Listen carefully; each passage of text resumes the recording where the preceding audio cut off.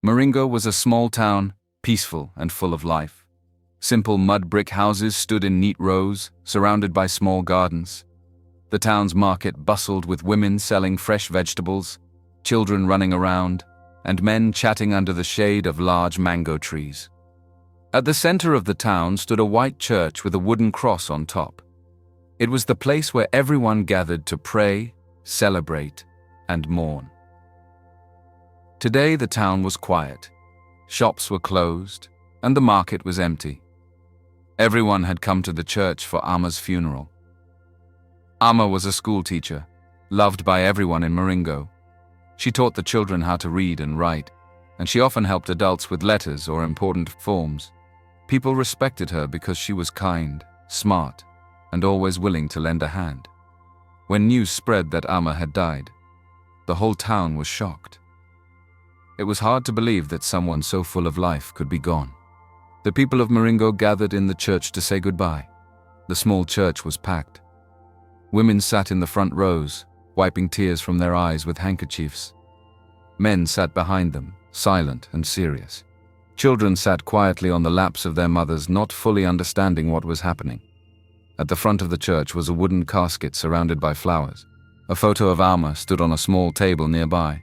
She was smiling in the picture, and her smile made some people cry even more. Pastor John stood next to the casket. He was the leader of the church, and everyone respected him. He wore his long black robe and held a Bible in his hand. His voice was deep and steady as he began to speak. Amma was a light in this town, he said. She taught our children, helped our families, and showed kindness to everyone. Today we thank God for her life. The church was silent except for the soft crying of some women. Everyone listened closely to Pastor John. Then suddenly a loud bark broke the quiet. Woof! Woof! Heads turned toward the back of the church. There stood Simba, Amma's loyal dog. Simba was well known in Maringo. He was a big brown dog with bright eyes and a bushy tail. He was always by Amma's side, whether she was teaching at school, shopping at the market, or attending church. People loved Simba because he was smart and gentle. But today, Simba wasn't gentle. He stood stiffly at the church door, barking loudly. His eyes were fixed on the casket. "Why is Simba barking?" an old woman whispered. "Maybe he misses Amma," said another. Pastor John cleared his throat and continued. "Amma was more than a teacher. She was a sister to all of us. She..." "Woof! Woof!" Simba barked again, louder this time. Some children grabbed their mothers' skirts, frightened by the loud noise. People began to whisper. Dogs were known to sense things humans couldn't. Some believed dogs could feel danger or see spirits. Simba started walking toward the casket, his claws clicking against the wooden floor. His tail was stiff, and his barking grew louder. He scratched the floor near the casket, as though trying to dig through it. "What is wrong with that dog?" a man muttered, shifting uncomfortably in his seat. Pastor John wiped sweat from his forehead. He smiled nervously but kept his voice calm. "Let us focus on the service," he said. "Please ignore the dog." But Simba was hard to ignore. He barked and growled, his eyes never leaving the casket. His behavior made people uneasy. The women stopped crying, and the men sat straighter in their seats. Even the children stopped fidgeting. Pastor John seemed distracted. He looked at Simba, then at the casket, and then back at the crowd. His hands trembled slightly as he held the Bible. Finally, Simba let out a loud growl and scratched the floor again, his eyes burning with determination. He wasn't just barking, he was trying to tell them something. "Someone take that dog outside," Pastor John said, his voice louder now. A man stood to grab Simba, but the dog wouldn't leave. He backed away, barking even louder. The man hesitated, unsure what to do. The tension in the church grew. Some people whispered nervously, while others looked at Pastor John, noticing his pale face and shaky hands. Simba stood his ground, barking and growling at the casket. His behavior was strange, and everyone in the church felt it. Finally, a young man named Daniel stood up. Daniel stepped forward from the crowd. He was a quiet but curious young man who had always been drawn to puzzles and mysteries. Having recently returned to Maringo after years in the city, Daniel felt disconnected from the town's slow pace. But today, something about Simba's barking stirred his attention. The dog wasn't just barking randomly. He seemed to be focused, almost purposeful. Simba's sharp barks echoed in the quiet church, and Daniel couldn't shake the feeling that the dog was trying to tell them something. "Wait," Daniel said, his voice cutting through the murmurs. "Simba isn't barking for no reason. Maybe we should pay attention." People turned to look at him, their faces a mix of confusion and unease. "It's just a dog," Pastor John said, his voice louder than usual. He wiped sweat from his brow, his hand shaking slightly. "Dogs bark all the time. It means nothing. Let's not lose focus." But Simba barked again, louder this time, and scratched the floor near the casket. His growls were deep and insistent, as if warning them about something. "Dogs like Simba can sense things," whispered an old woman sitting near the front. "Things we can't see." "Don't start with those superstitions," Pastor John snapped, his smile stiff and unconvincing. "Amma was a good woman. This is just a noisy dog causing a distraction." Still, the crowd didn't seem convinced. Simba had been Amma's closest companion. The dog followed her everywhere. Simba's loyalty to Amma was well known, and his current behavior didn't feel normal. Daniel knelt down in front of Simba, holding out his hand carefully. "What is it, Simba? What are you trying to tell us?" he said softly. Simba stopped barking for a moment, meeting Daniel's eyes with an intense stare. Then, with a low growl, the dog turned his focus back to the casket. He barked again and scratched the floor with urgency. A ripple of nervous whispers ran through the church. "What if something's wrong?" asked a young man in the back. "Nonsense!" Pastor John's voice thundered, startling the crowd. "Amma is at peace. We must not let a dog's behavior ruin this sacred moment." But even as he spoke, his face grew pale, and his words seemed to lack the confidence people were used to hearing from him. The people exchanged uneasy glances. Simba barked again, moving closer to the casket, his claws scraping the floor. Daniel stood up slowly, his gaze fixed on Pastor John. "You seem nervous, Pastor," he said calmly. "Why is that?" Pastor John's lips tightened, and his eyes darted around the room. "I am not nervous," he said, laughing awkwardly. "It's just disrespectful to make a scene during a funeral. Let's get back to the service." But the tension in the church was impossible to ignore. The women stopped crying, and the men sat straighter in their seats, their faces filled with doubt. Even the children clung closer to their parents, sensing that something wasn't right. "What's the harm in checking?" said an old man near the back. "Simba has never acted this way before." "There's nothing to check," Pastor John said, his voice shaking. "We must not disturb Amma's rest." But as Pastor John spoke, Simba barked louder and scratched more furiously. His barking filled the air, making it impossible for anyone to focus on the pastor's words. Daniel took a step closer to the casket. He didn't touch it, but his eyes narrowed as he studied the situation. Simba's behavior wasn't just strange, it was alarming. "Simba knows something," Daniel said, his voice firm. "He's trying to tell us, and I think we should listen." Simba's barking echoed through the small church, sharp and unrelenting. The people of Maringo sat quietly, their eyes darting between the dog and Pastor John. Most of them didn't think much of the commotion. To them, Simba was just a dog missing his owner. Pastor John stood at the front, holding his Bible close to his chest. He smiled warmly, though his face glistened with sweat. "My friends," he said, his voice steady, "this is a moment to honor Amma's life. Let us not be distracted by a barking dog. Simba is just mourning, as we all are." The crowd nodded, comforted by his words. Pastor John was a man of wisdom and kindness, someone they had trusted for years. If he said there was nothing to worry about, then surely it was true. But not everyone felt the same. Daniel, standing near the back of the church, watched Pastor John closely. Something about the way the pastor kept wiping his forehead and gripping the Bible seemed off. The warmth in his smile didn't quite reach his eyes. And then there was Simba. The dog wasn't just barking, he was warning them. His eyes were locked on the casket, his growls low and steady.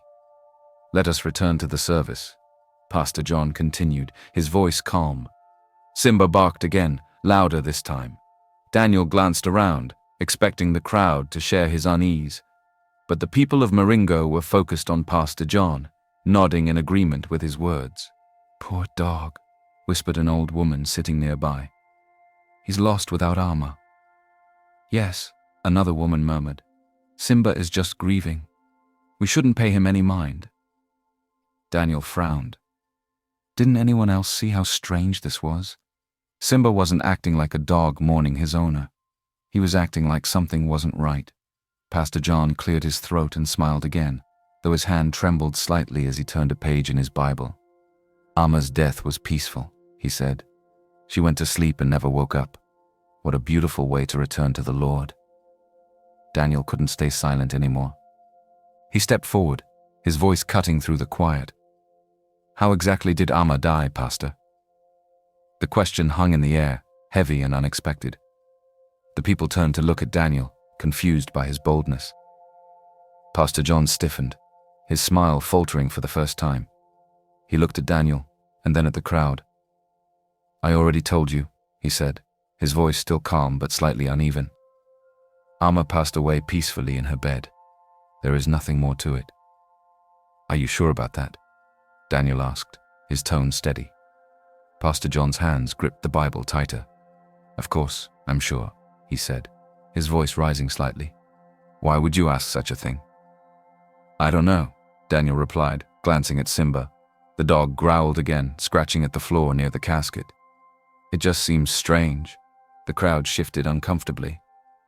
"Nonsense," Pastor John said firmly. "I personally found Amma in her bed, resting peacefully. What more do you want to know?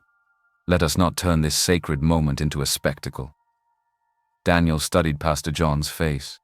The sweat, the trembling hands, the uneven tone in his voice, it all pointed to one thing. The pastor was hiding something. "Simba doesn't think Amma's death was peaceful," Daniel said, his voice calm but clear. Pastor John's face turned pale. "You are being disrespectful," he snapped, his voice cracking slightly. "This is not the time for questions or doubts. Amma is gone, and we must pray for her soul." Daniel didn't back down. "If her death was truly peaceful, why are you so nervous?" Pastor John took a step back, his knuckles white as he clutched the Bible. "I am not nervous," he shouted. "I am simply upset that you are trying to ruin this moment of prayer and respect for Amma." The people exchanged glances but didn't speak up. Most of them still believed Pastor John. He had always been a man of trust and faith. But Daniel wasn't convinced. He looked at Simba, who was now pacing in front of the casket, his barks sharp and insistent. Whatever the dog sensed, Daniel could feel it too. Something wasn't right. "Simba knows," Daniel said quietly. Pastor John's eyes widened, and for the briefest moment, a flicker of fear crossed his face. But he quickly masked it with a smile. "Enough of this," he said firmly, though his voice was trembling. "Let us return to the service." The funeral ended quietly. The people of Maringo slowly left the church, returning to their homes, still mourning the loss of Amma. Pastor John remained near the casket, speaking softly with a few people before stepping away.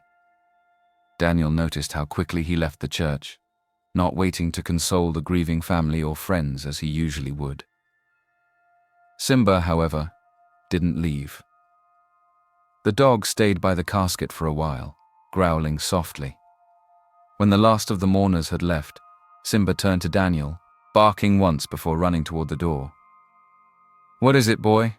Daniel asked, following him. Simba barked again and sprinted down the dusty road, his tail stiff and his ears alert. Daniel hesitated for a moment, but decided to follow the dog. Something about Simba's urgency felt important. The road was quiet, lined with houses where people were sitting outside, talking in low voices. The sun was beginning to set. Simba led Daniel out of the main part of Maringo toward the edge of the town where Amma's small home stood. Amma's house was simple, a single-room building made of mud bricks with a thatched roof. A small garden surrounded it, though the plants were overgrown and untidy, as if no one had cared for them in days. Simba stopped at the front door, barking again. Daniel approached cautiously, feeling a strange tension in the air. The door was slightly ajar, swinging gently in the evening breeze. "Why is the door open?" Daniel muttered to himself. He stepped inside, Simba close behind. The room was dimly lit by the fading sunlight streaming through a small window. Everything looked off.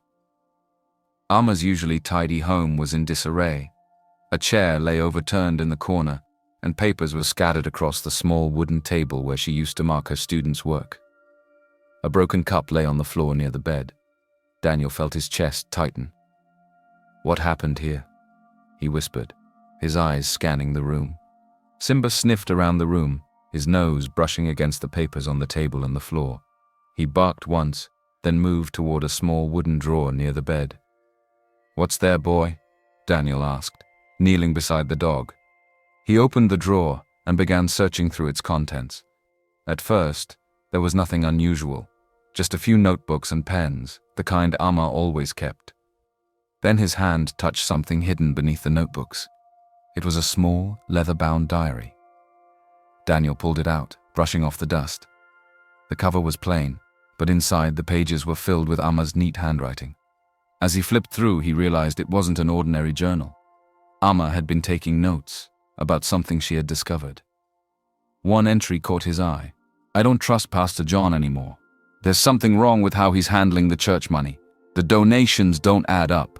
Where is the money going? I need to find out the truth." Daniel felt his stomach twist. Pastor John, the man everyone trusted. Why would Amma write something like this? He read further. "I found a ledger hidden in the back room of the church. It shows withdrawals from the donation box, large amounts, and they don't match what's reported to the congregation. I confronted him about it, but he dismissed me, saying I was mistaken. I know he's hiding something." Daniel's heart raced. Amma had discovered Pastor John's secret. Was this why she... No. He shook his head, unwilling to believe that someone would hurt her to keep her silent. But the thought lingered. Simba barked again, pulling Daniel out of his thoughts. The dog was at the back door now, his paws digging furiously into the dirt of the garden. "What are you doing, Simba?" Daniel asked, stepping outside. Simba didn't stop. He dug deeper, dirt flying in all directions, his growling low and determined. Daniel knelt down beside him, brushing away some of the soil. His fingers touched something cold and hard. "What's this?" he murmured, pulling it out of the ground. It was a small metal box, covered in dirt but still intact. Daniel opened it carefully, his hands trembling slightly. Inside, he found a few folded pieces of paper and a small brass key. The papers were old receipts, but they all had one thing in common. They showed large amounts of money being withdrawn from the church's donation account signed by Pastor John. Daniel stared at the evidence, his mind racing.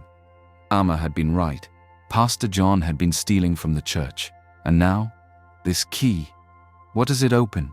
Daniel wondered aloud, holding the key up to the fading sunlight. Simba barked once more, his tail wagging slightly as if to say, "We're getting closer." Daniel looked back toward the town, the diary and the key in his hands. Whatever Amma had uncovered, it was bigger than he had imagined, and he knew one thing for sure. He had to find out the truth. The moon shone brightly over Maringo, but the night felt darker than usual. Daniel moved quietly through the church, his flashlight in one hand and the brass key in the other. Simba walked beside him, his ears pricked and his nose to the ground. The faint scent of old wood and candle wax hung in the air. Daniel's heart raced as he approached the back of the church. "What are we looking for, boy?" he whispered. Simba barked softly, leading him toward a door at the rear. The door creaked open, revealing a small storage room filled with dusty hymn books and cleaning supplies. Daniel's flashlight swept across the room, but nothing seemed unusual. Still, Simba sniffed around, his tail wagging slightly as he scratched at a wooden panel near the far wall. Daniel knelt beside him. "What's here?" he asked. His hand brushed against the panel, and he realized it was loose. Carefully, he pulled it away, revealing a dark staircase leading underground. "A hidden staircase?" Daniel muttered. His pulse quickened. He had lived in Maringo most of his life, but he had never heard about this part of the church. Simba barked softly again, urging him forward. The stairs were steep and narrow, and the air grew colder as they descended. At the bottom, Daniel found a heavy wooden door with a rusted lock. He held up the brass key. "This has to be it," he whispered. The key fit perfectly, and with a loud click, the door swung open. The room beyond was dimly lit by a single flickering bulb. Stacks of cash were piled on a table in the center, along with ledgers and receipts. Daniel's flashlight revealed even more: boxes of coins, donation envelopes, and documents showing large amounts of money being withdrawn. "This must be the stolen money Amma wrote about," Daniel murmured, his stomach twisting. Simba growled low and moved to another door at the far end of the room. His barking grew louder, more urgent. Daniel followed quickly, his heart pounding. The door was smaller than the first and had no visible handle or lock.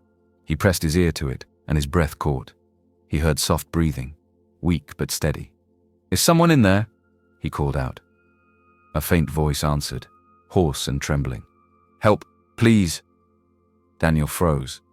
He didn't recognize the voice, but it was clear someone was trapped inside. "I'm coming," he shouted, grabbing a crowbar from a nearby corner.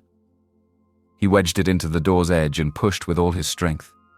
The wood groaned and cracked, and finally, the door swung open. Inside, a woman sat on the floor, her wrists and ankles bound with ropes. She looked up at Daniel, her face pale and streaked with dirt. Her eyes, though tired, held a spark of life. Daniel crouched down quickly. "Who are you?" he asked, his voice gentle but urgent. The woman blinked at him, her voice barely a whisper. "Amma?" Daniel's heart skipped a beat.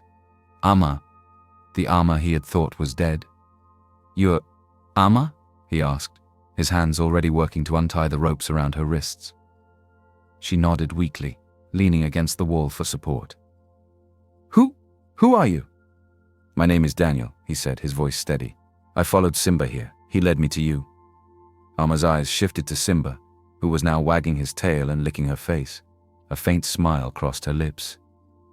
"Simba, you saved me." Daniel helped her to her feet, though she was weak and unsteady. "What happened?" he asked. "How did you end up here?" Amma's voice trembled as she spoke. "Pastor John," she said, her words slow and labored.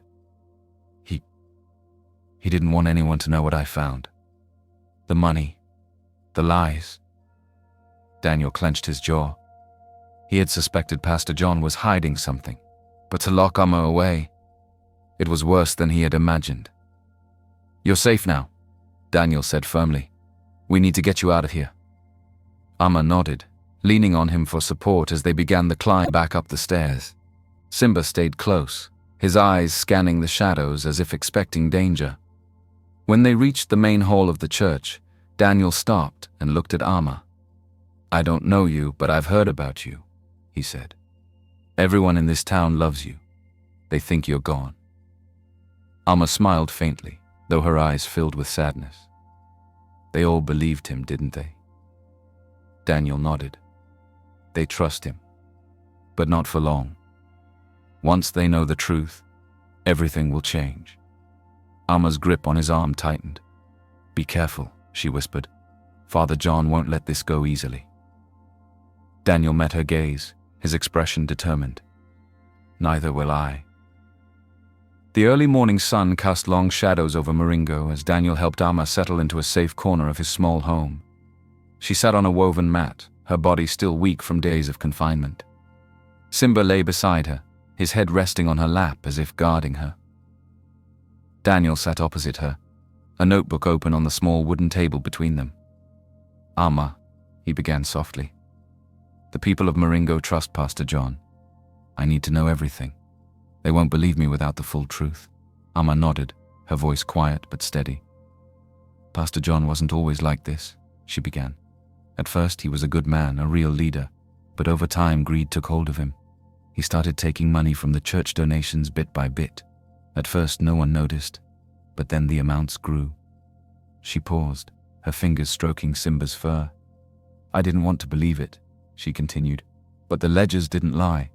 I found records showing the donations didn't match what was reported. When I confronted him, he brushed me off and told me I was mistaken. Daniel leaned closer.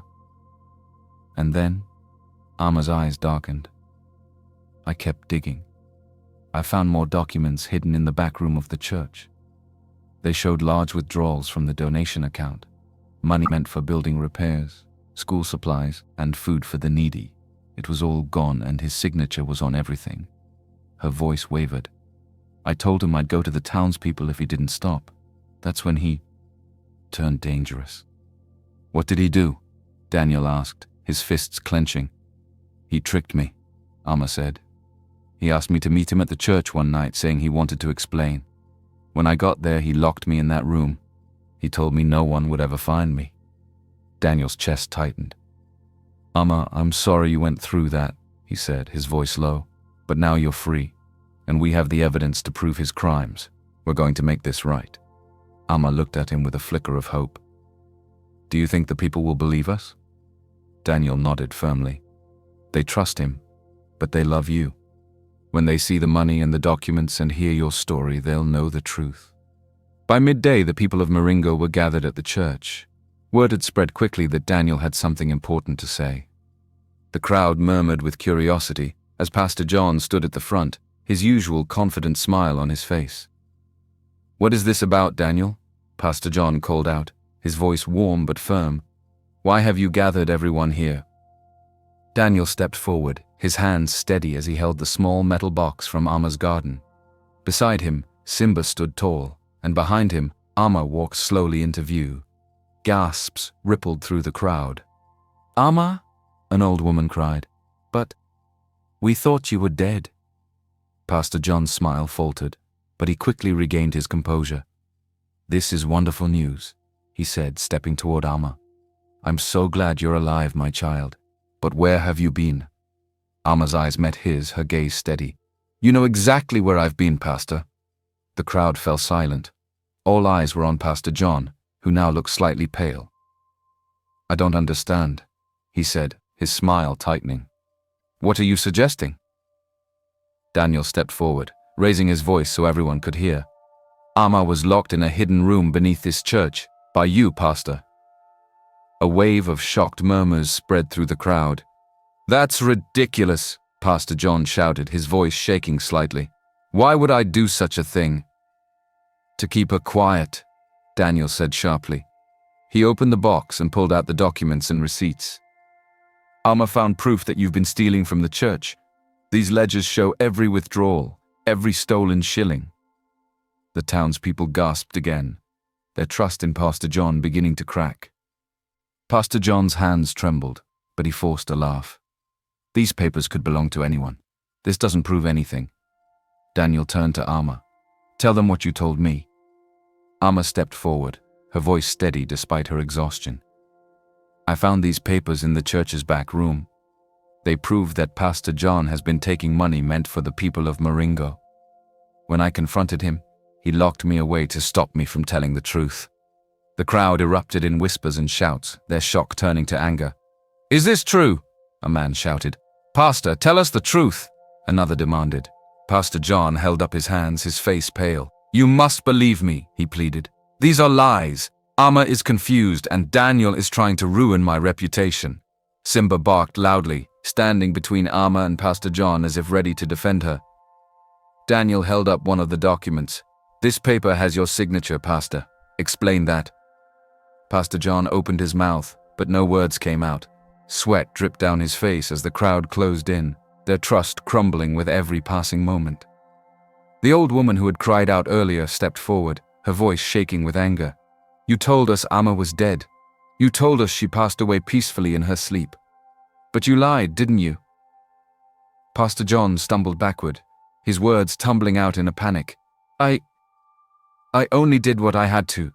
The money. He stopped himself too late. The crowd gasped, their suspicions confirmed.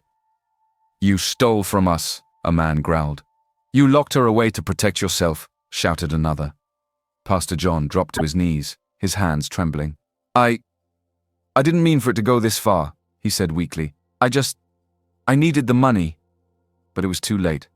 Daniel turned to the crowd, his voice steady. Pastor John betrayed our trust. Amma risked everything to uncover the truth, and we owe her our thanks." The people of Maringo nodded, their anger now focused on Pastor John. They moved toward him, their voices rising as they called for justice. Amma stood beside Daniel, leaning on him for support, her face pale but resolute. Simba barked fiercely, standing between Amma and Pastor John as if daring the pastor to make a move. Pastor John raised his hands defensively. "You must believe me," he shouted, his voice trembling. "I'm innocent. These accusations are lies meant to destroy me." Daniel stepped forward, holding the ledger he had found in the hidden room beneath the church. His voice was steady and loud enough for everyone to hear. "This ledger proves otherwise, Pastor. It shows every withdrawal you made from the church's donation account. Money that was meant for the people of Maringo." He flipped through the pages, reading aloud the amounts written in Pastor John's handwriting. These funds were supposed to go toward repairing the church roof, buying books for the school, and helping the poor. But the money is gone. Where did it go? Pastor John stammered, sweat dripping down his face. I don't know what you're talking about. Those records, those could be fake." Simba barked sharply, cutting through his words. The crowd pressed closer, their murmurs growing louder. "Enough of your lies!" shouted an old woman. "We trusted you, Pastor."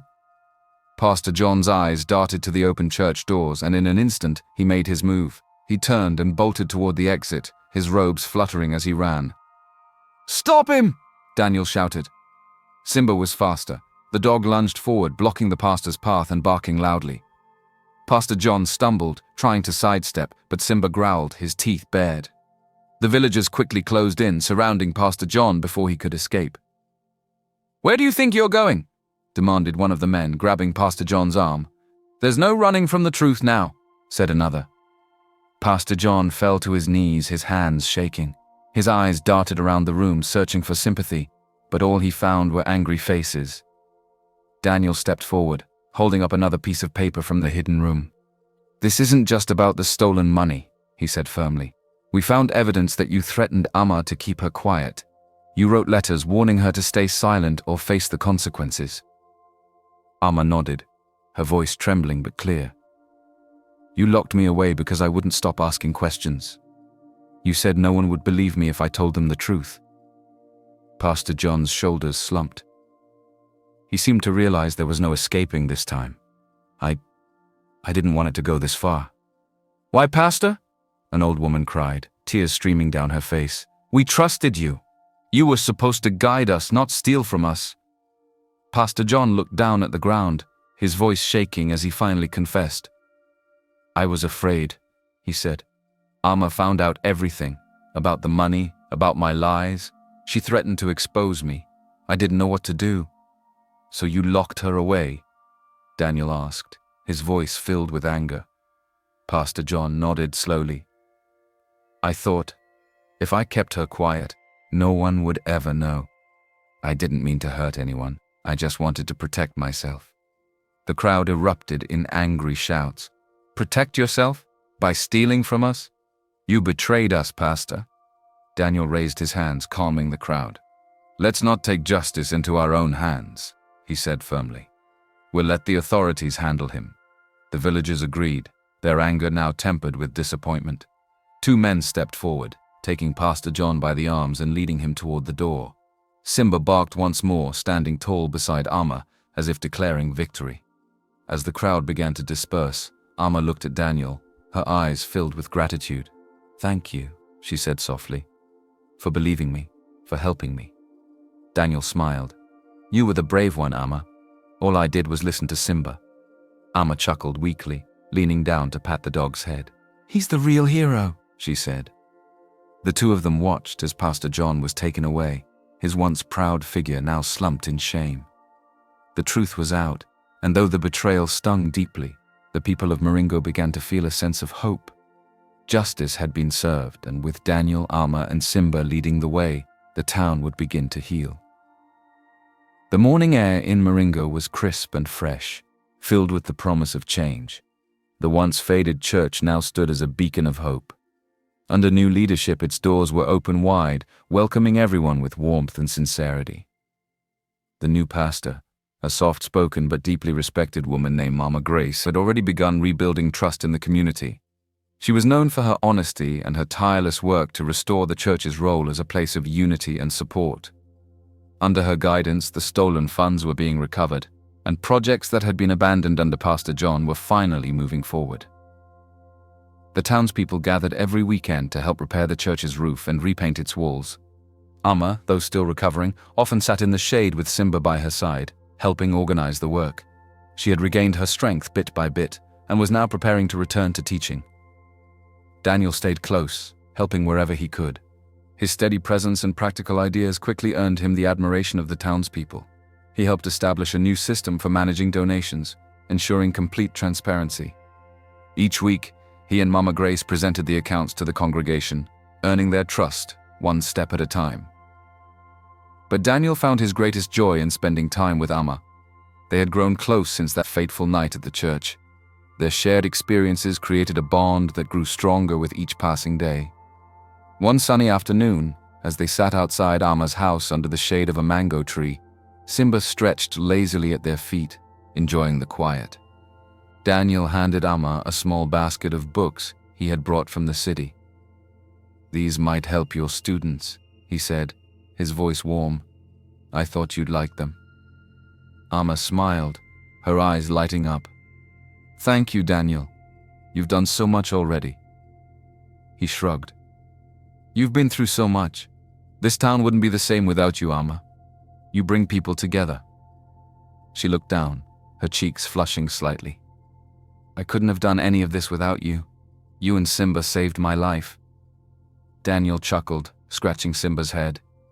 "He's the real hero. But I'm glad I was there." Amma's gaze lingered on him for a moment, her voice soft. "I'm glad you stayed." The quiet between them was comfortable, filled with unspoken feelings that both were beginning to understand. Simba had become a celebrated figure in Maringo. Children adored him, often running up to pet him whenever he passed by. The elders told stories about his bravery, how his barking had uncovered the truth and saved Amma's life. The villagers even painted a mural on one wall of the church, depicting Simba standing tall beside Daniel and Amma. It was a symbol of loyalty, courage, and the strength of the community. Simba, for his part, took all the attention in stride, wagging his tail and basking in the affection of the townspeople. But his favorite place remained at Amma's side, ever watchful and protective. Months passed, and the wounds left by Pastor John's betrayal began to heal. The church was thriving again, and the people of Maringo had regained their faith in one another. Daniel found himself spending more and more time with Amma. They worked together on community projects, laughed over shared stories, and leaned on each other in quiet moments. One evening, as the sun set over the hills, painting the sky in shades of orange and pink, Daniel and Amma walked together along the edge of the town. Simba trotted ahead, sniffing at the ground and barking at the occasional bird. Daniel stopped and looked at Amma, his heart full. "Amma," he said softly, "this town brought us together, and I don't think I ever want to leave it, or you." Amma turned to him, her eyes glistening with emotion. "I don't want you to leave either," she said. "You've made this town, and my life, better in ways I never thought possible." They stood there in the fading light, their feelings clear in the silence between them. Then, without another word, Daniel took her hand, and Amma smiled. Simba barked joyfully as if giving his approval and ran circles around them, his tail wagging furiously. Maringo was no longer just a town recovering from betrayal. It had become a place of renewal, hope, and love. The church stood tall, its doors open to all. Amma returned to her classroom, teaching the children with a joy that inspired the whole community. Daniel stayed, helping where he was needed, always at Amma's side. Their bond grew stronger each day, and the people of Maringo often whispered about the happiness they brought each other.